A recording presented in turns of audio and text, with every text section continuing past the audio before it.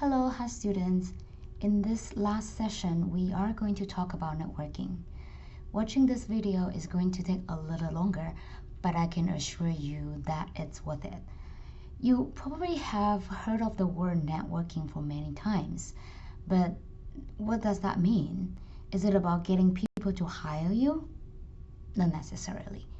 Networking actually is working towards building meaningful relationships that may eventually help you succeed professionally. It's an ongoing effort. Networking isn't a transaction or a series of transactions. You have to interact with people over time to make your networking effective. So don't wait until you need somebody's help in your career. Do it today.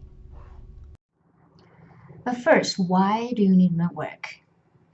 By speaking with people who are working in the field that you may be interested in, you can gather firsthand real life information in a specific job, career field, industry, or organization. You will get an insider's perspective. You may end up finding out career options that you didn't know existed. You can certainly get a better sense of how to prepare for that particular career. Also, expanding your network is important for your long-term career development. Networking is certainly critical if you are looking for non-ABC positions. Remember, we talk about this: accounting, banking, and consulting.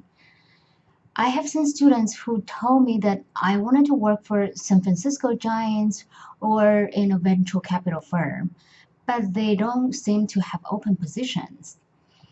In order to get those unlisted jobs, you need to do a self-directed search. This graph actually shows that you have a better chance of getting a job before it is posted in public. So, what do? Think about your experience back in your childhood with Girl Scout or Boy Scout. You knocked the stranger's door and sold cookies to them, right? Now you reach out to people you don't know to get to know their needs and hoping to sell yourself for potential job opportunities. Even you are just doing traditional on-campus recruiting, you have to go the extra mile to show employers that you are serious about getting a job in their organization. We would have a lot of events going on campus, particularly in the fall. So career fair, career connections, information sessions are great places to meet with recruiters, employers, and alumni. If you don't have much time, I suggest briefly talking with recruiters and focusing more on those who are actually doing the work. A good news is you would often know who you would be meeting with. So check Handshake for event details.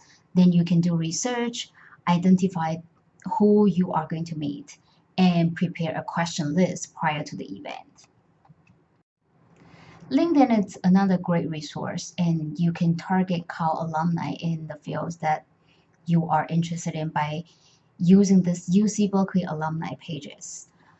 You can filter by the majors, industry, function, location, and so on. You certainly want to find those who have some similarities with you because it literally draws people together. It's a natural way to make an instant connection. Berkeley Career Network is another powerful tool. I myself use it a lot when I need to invite alumni to our events. It's a lot like LinkedIn, but for Berkeley students and alumni only. Everybody's on LinkedIn, but not everybody is here. So people who created a profile here are generally very responsive. They are expecting students' messages and they are willing to help. Cal is an older platform for high students only. You can connect not only with undergrads but also MBAs and other programs.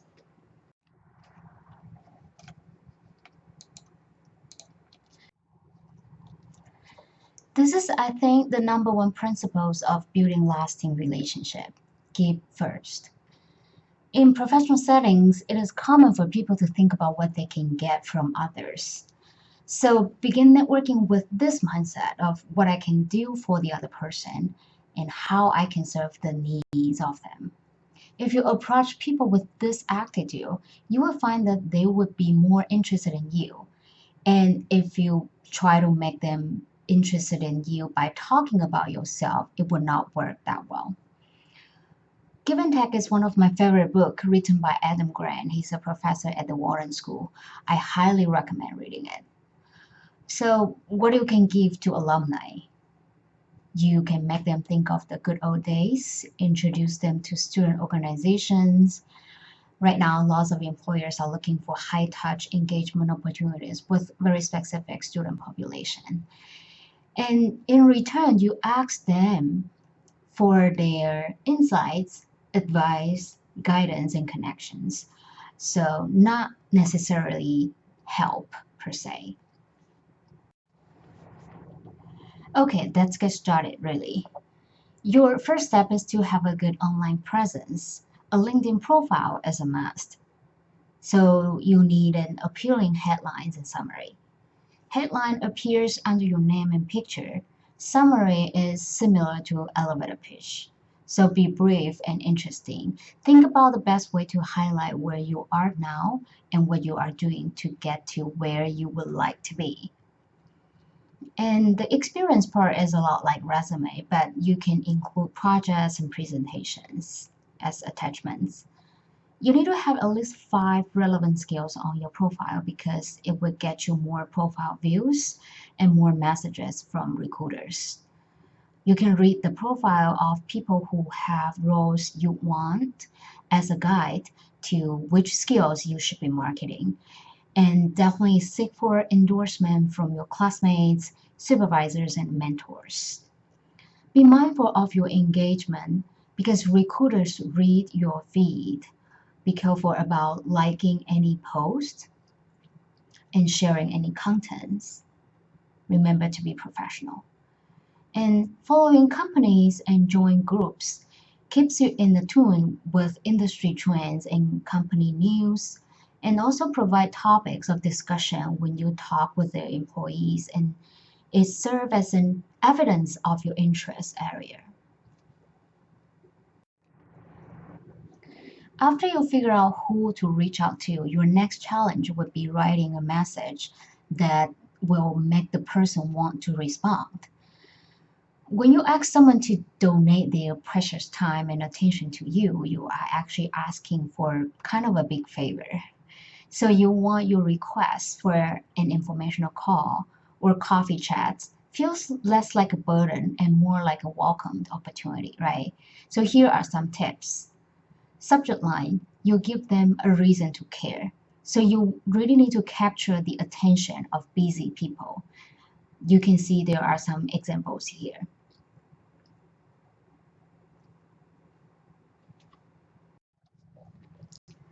Then you normally start by saying you are a high student class of 20 something.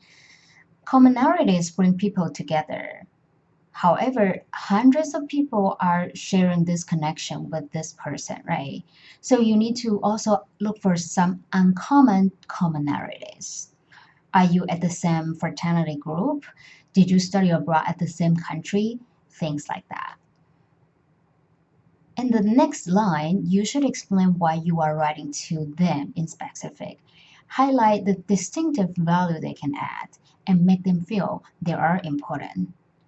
When people feel they have no unique contribution to make, they often feel less responsibility to step up. This is another example.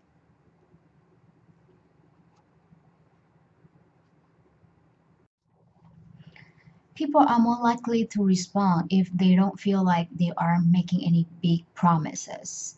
Ideally, this will lead to a job, but first, help put your recipient at ease. Limit to one action item, such as what time works best for you to talk. Always close with a question instead of saying, let me know if you want to meet up. This would force people to spend some mental energy to make a decision. So throw the ball back into their court with something clear.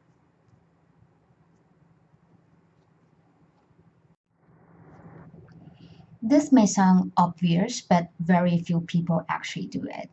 Expressing appreciation should go beyond a perfunctory thanks. Show your thoughtfulness.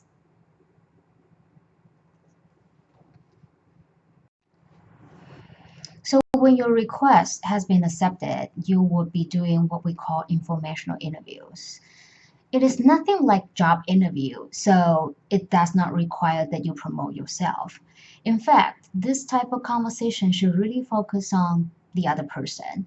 Instead of trying to impress others with your own thoughts, stories, and ideas, ask them questions. Make the meeting all about them. This is more effective in building relationship because you show a real interest in others. Then at a certain time in a meeting, they are likely to ask, so what about you? How can I help you? Then you will talk about your job search. In fact, a professor at Harvard Business School found that question asking can increase interpersonal liking. So when you ask questions, don't ask those you can easily get answered by yourself. For example, do you hire undergrad students? And don't ask those they are not in a position to comment. For example, do you know the difference between EY and KPMG? Do you ask those questions that can make them feel good about themselves, about their achievements, and what they like about the job? And definitely ask those who can demonstrate your interest and commitment. You really need to do research beforehand, know what's going on with the company and the industry. Here are some examples.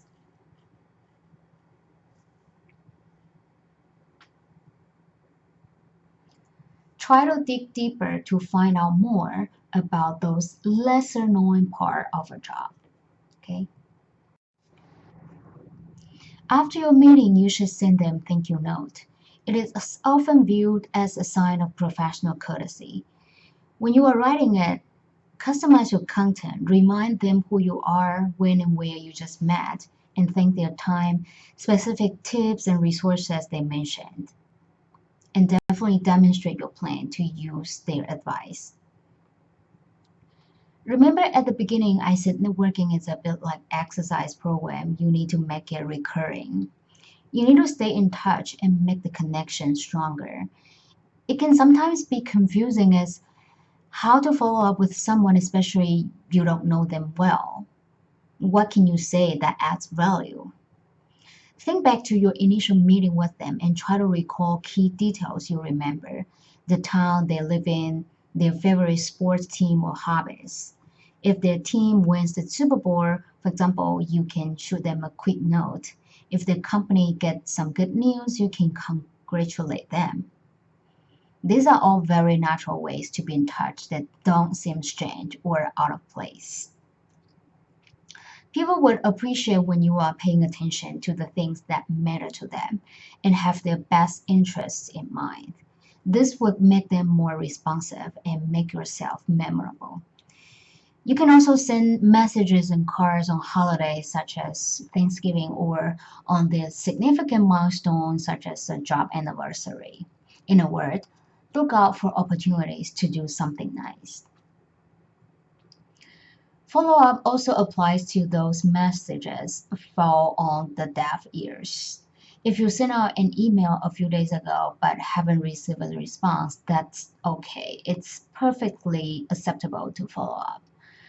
Reaching out to strangers is an act of vulnerability for which there are no guarantees.